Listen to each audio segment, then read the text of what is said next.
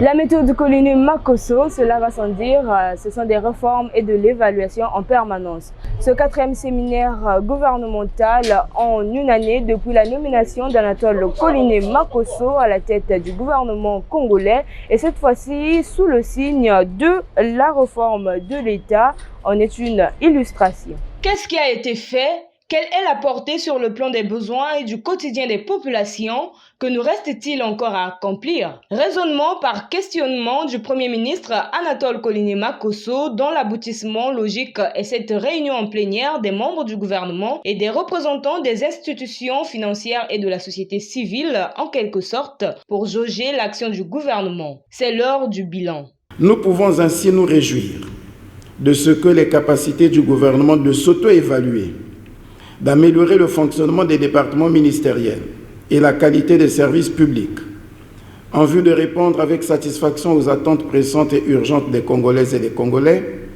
trouvent dans ces séminaires des synergies et des dynamiques qui confèrent à l'action du gouvernement une cohérence et une efficacité plus grandes. À la tête du gouvernement depuis le 12 mai 2021 et donc au terme des 12 premiers mois d'exercice, Anatole Colini Makosso souligne les principaux acquis de l'action gouvernementale, notamment sur les plans économiques, sanitaires et politiques.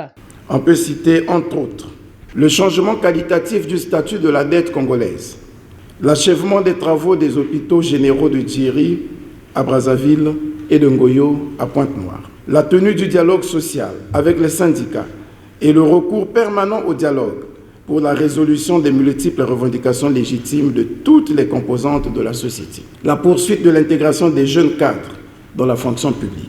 Toutefois, plusieurs défis sont à relever et d'ailleurs même urgemment. Le gouvernement en est conscient. Il nous faut nous attaquer à la récurrence des pénuries de carburant, à la hausse vertigineuse des prix des denrées alimentaires. Il nous faut améliorer le service d'adduction d'eau potable et stabiliser la fourniture de l'électricité dans nos cités.